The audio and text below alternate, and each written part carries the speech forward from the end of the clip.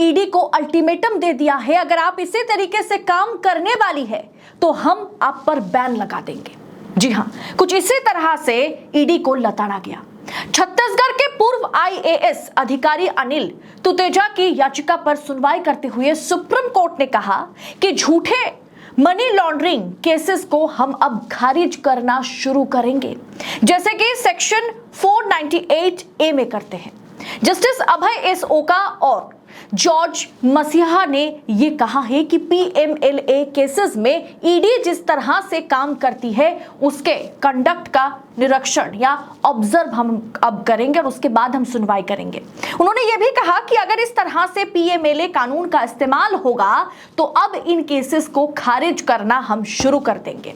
ओका ने कहा, न्यायाधीश भी इंसान हैं, वे हर रोज इस बारे में बात करते हैं कि पीएमएलए का किस तरह से इस्तेमाल हो रहा है या दुरुपयोग हो रहा है, जिस पर ईडी गौर नहीं कर रही है। बहुत बड़ी फटकार है ये। सुप्रीम कोर्ट ने सोमवार को प्रवर्तन निर्देशालय ईडी को फटकार लगाई। कोर्ट ने जांच एजेंसी को कहा कि अनुच्छेद 21 देश में सभी के लिए है और मनी लॉन्ड्रिंग के मामलों में जिस तरह से लोगों को परेशान किया जा रहा है वो ठीक नहीं है। किसी भी आरोपी के साथ उसके मौलिक अधिकारों का हनन नहीं होना चाहिए। जस्टिस अभय एस ओका, जस्टिस जॉर्ज मसीहा की पीठ ने पूर्व आईएएस अधिकारी अनिल तुतेजा को जल्दबाजी में समन और गिरफ्तार करने पर नाराजगी जाहिर की और सुप्रीम कोर्ट के जज ने यह कहा, 2 जजों की बेंच ने कहा कि अगर ईडी इस तरीके से काम करेगी तो हम इस पर बैन लगा देंगे, मतलब सुनवाई ही नहीं करेंगे। ईडी ने बुलाया था जब वो भ्रष्टाचार निरोधक ब्यूरो एसीबी के दफ्तर में पूछताछ के लिए मौजूद थे। ईडी ने उन्हें तुरंत पेश होने को कहा। जब तुतेजा तय समय पर हाजिर नहीं हुए तो ईडी ने कुछ घंटों बाद दूसरा समन भेज दिया। इससे पहले ईडी ने हलफनामा दायर करके सुप्रीम कोर्ट को यह बतलाया था कि छत्तीसगढ़ के नागरिक आपूर्ति जो निगम है उस घोटाले के आरोपी अनिल तुतेजा आईएएस अधिकारी और आलोक शुक्ला उस हाईकोर्ट के जज के संपर्क में थे जिन्होंने अक्टूबर 2019 में शुक्ला को जमानत दी थी। अब अचानक ईडी इतनी जल्दबाजी की, एक समन भेजा, 2 घंटे में दूसरा समन। ईडी ने दावा किया था कि तत्कालीन महाधिवक्ता जो है सतीश चंद्र वर्मा दोनों जज के बीच वो कहीं ना कहीं एक मिडलमैन की तरह काम कर रहे थे। अब सुप्रीम कोर्ट की 2 जजों वाली बेंच ने यह सवाल उठाया कि इतनी जल्दबाजी क्यों। सुप्रीम कोर्ट के वरिष्ठ अधिवक्ता अभिषेक मनु संघवी ने गिरफ्तारी को गलत प्रक्रिया बताते हुए कहा सुप्रीम कोर्ट में कि तुतेजा को एसीबी अधिकारी ईडी कार्यालय ले गए जहां पूरी रात पूछताछ की गई। हालांकि ईडी की ओर से पेश अतिरिक्त सॉलिसिटर जनरल एस.वी. राजू ने इन आरोपों का खंडन किया। कोर्ट रूम के भीतर उन्होंने कहा कि तुतेजा अपनी मर्जी से पेश हुए थे। इस पर पीठ ने सवाल किया, हमें दिखाइए कि वो अपनी इच्छा से कैसे आए थे, अगर इसमें ईडी की सांठगांठ ना रही हो। एसीबी अधिकारी उनके साथ ईडी क्यों गए? एसीबी का डिपार्टमेंट अलग है, ईडी का डिपार्टमेंट अलग है, सब साथ में मिलकर के क्यों गए? ये वो एसीबी कार्यालय की बात हो रही है जहां ईडी दफ्तर 12 बजे फिर शाम 5:30 बजे समन जारी करता है। ये जल्दबाजी क्यों? एस.वी. राजू ने दलील दी, यानी ईडी की ओर से दलील ये दी गई कि गंभीर आरोप है कि ईडी ने तुतेजा को प्रताड़ित नहीं किया बल्कि बस आने के लिए कहा था। तो पीठ ने कहा कि मामला अपराध की गंभीरता नहीं बल्कि गिरफ्तारी के तरीके का है कि किस तरीके से ईडी का गलत इस्तेमाल किया जा रहा है।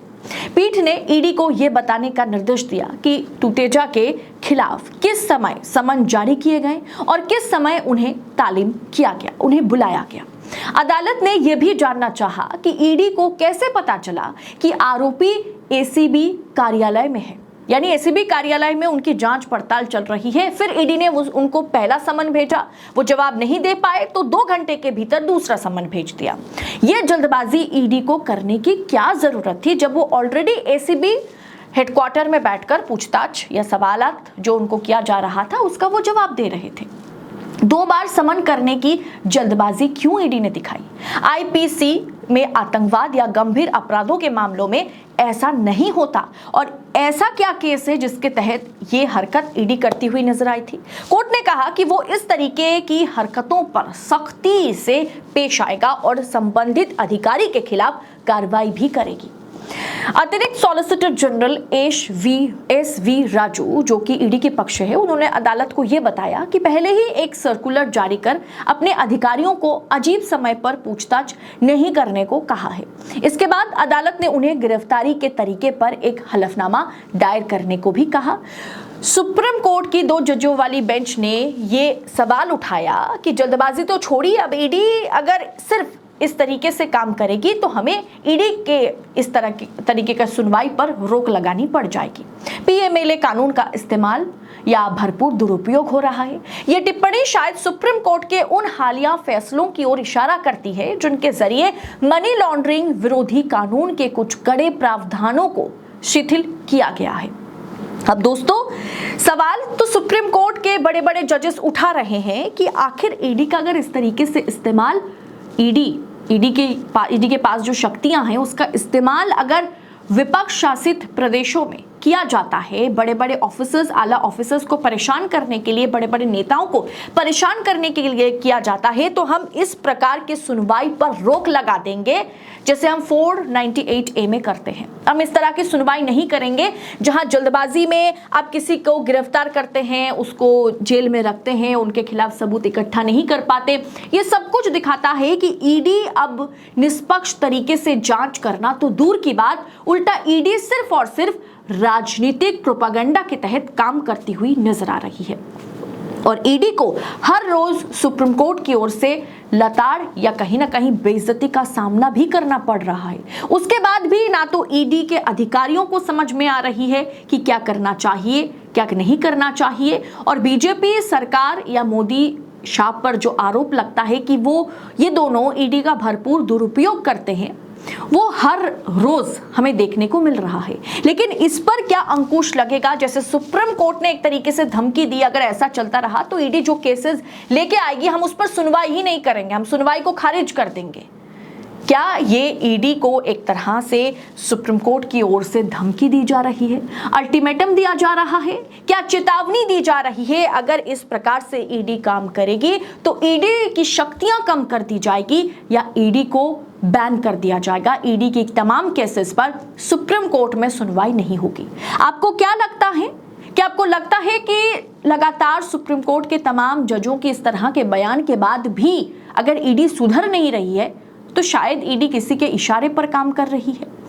इस पर आपकी राय, टीका टिप्पणी जो भी है, कमेंट कर अपनी राय हमारे साथ जरूर शेयर कीजिएगा। एक एसीबी हेडक्वार्टर में जब किसी आईपीएस अधिकारी की जांच पड़ताल चल रही हो, जब उनसे सवाल जवाब किसी दूसरे केस के बारे में किया जा रहा हो, उसी टाइम ईडी पहला समन भेजती है। जवाब नहीं आता तो 2 घंटे के भीतर दूसरा समन भेज देती है और फिर उसे गिरफ्तार भी कर लेती है क्योंकि उन्होंने समन का जो है जवाब नहीं दिया। अब ऐसे में सोचिए, समन तो किसी के घर पर भेजना था ना, एसीबी हेडक्वार्टर में क्यों भेज दिया गया? एसीबी हेडक्वार्टर में क्यों भेजा गया? और कैसे ईडी को पता चला कि वो व्यक्ति एसीबी हेडक्वार्टर में है?